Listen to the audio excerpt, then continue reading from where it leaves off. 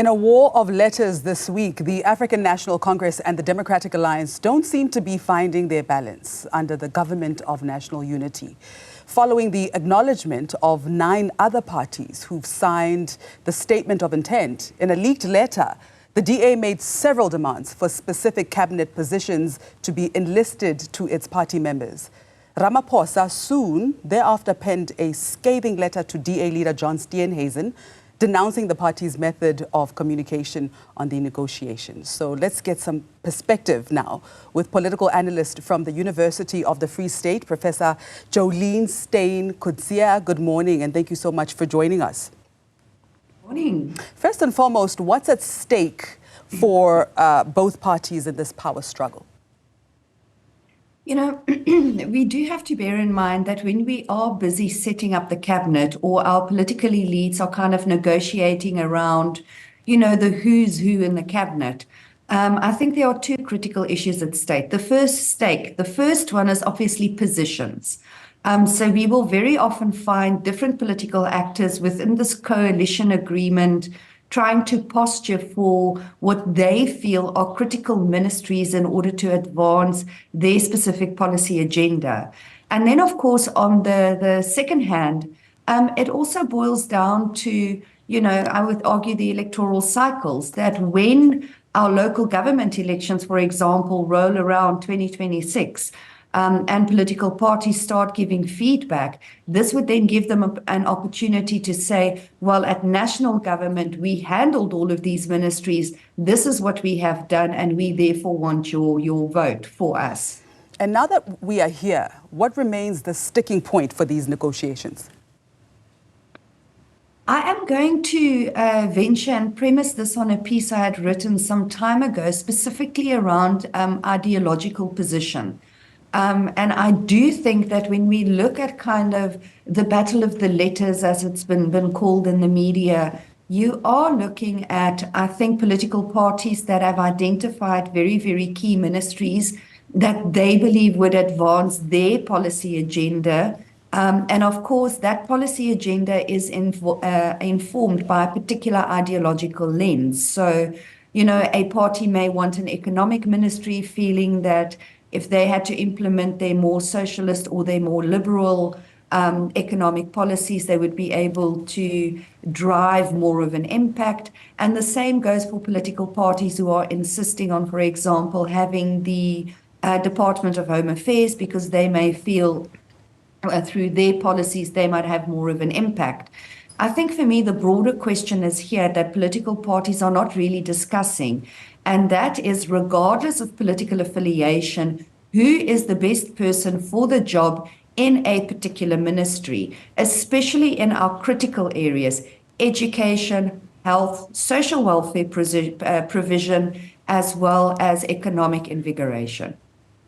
Yeah, all right. Let's speak a little bit more at length about some of these key ministries that they are requesting, which include also, over and above what you've mentioned, sport, arts and culture, as well as agriculture, as well as rural development, land reform, public service and administration. What are your thoughts on these?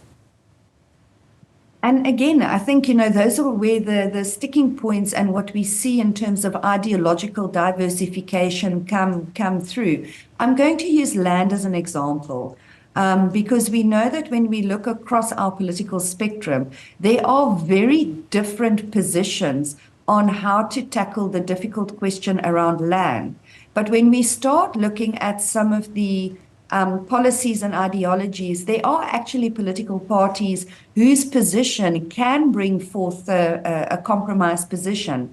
And in my piece entitled around 5 parties that need to find one another, the IFP's position, for example, on land is a nice compromise policy position that can facilitate collaboration between political parties, regardless of who is the I would say, political head or minister of that particular department. I'd love to know from you, Professor, with political parties who have a huge, glaring difference in their ideologies, as such is the case between the DA and the ANC, is it possible to find a middle ground? And if so, what would that look like?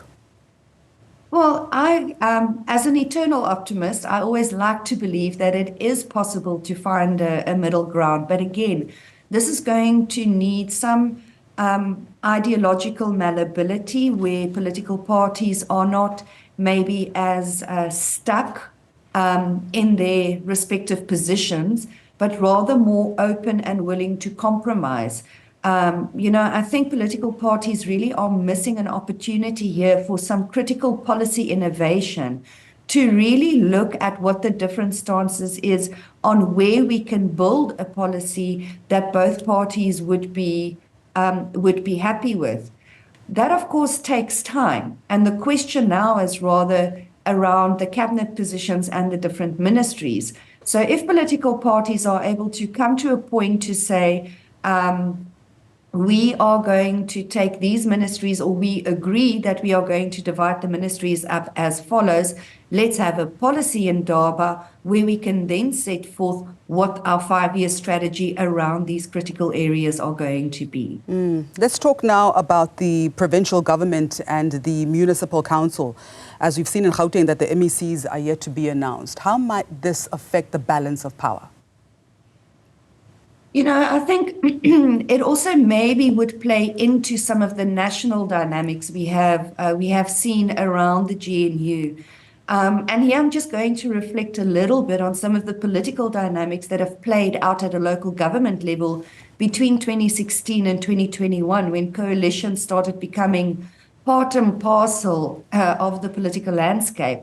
And we do need to bear in mind that smaller political parties within local councils very often held the position of kingmaker and were therefore able to advance their political demands and kind of engage in behaviors for their political agendas.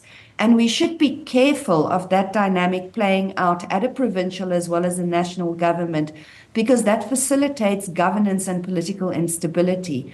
I'll use Nelson Mandela Bay. I've always used this as the key example where at one stage, the executive mayor was held by a political party that only had approximately 2% of the vote. Yeah. Do you think that this current tussle opens up an opportunity for negotiation between the ANC and the EFF? I think political parties are constantly in communication with each other. So what we can possibly see is it may open up the political space for other political parties in the Progressive Caucus or the Progressive Bloc to say, well, if we don't necessarily get these things at a national level or at a provincial level, we are going to start withdrawing our support at a local level, which would then also create instability there. So whether the ANC and the EFF are going to go into conversation around, establishing a elite pact or a coalition government, I think remains to be seen.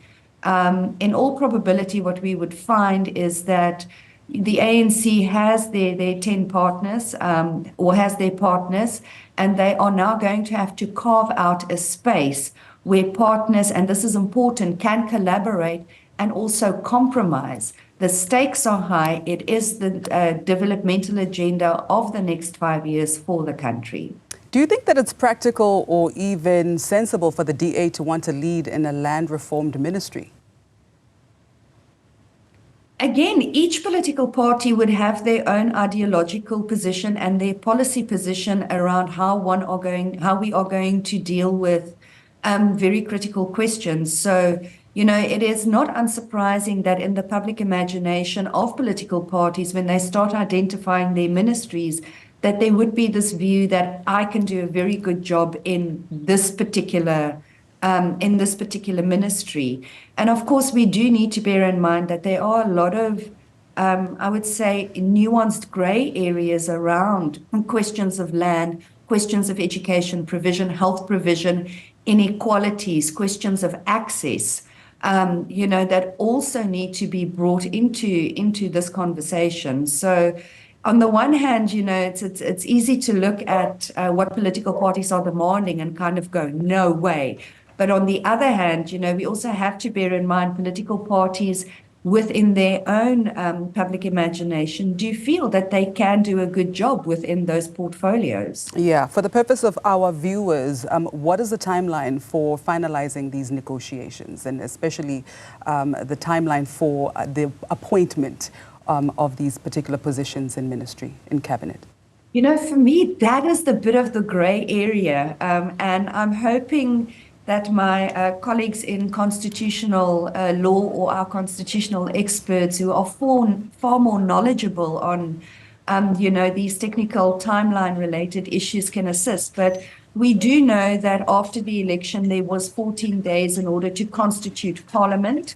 And that, of course, has happened. The president has been elected, speaker, deputy speaker, premiers, and those key positions have been filled. The gray area for me is how long then do you have in order to put the executive administration in place? Because ultimately, if the executive is not in place, the question then becomes who is Parliament going to exercise oversight over if there is no executive? So the executive not being in place would then also start impacting on the ability of Parliament in order to fulfill one of its constitutional mandates.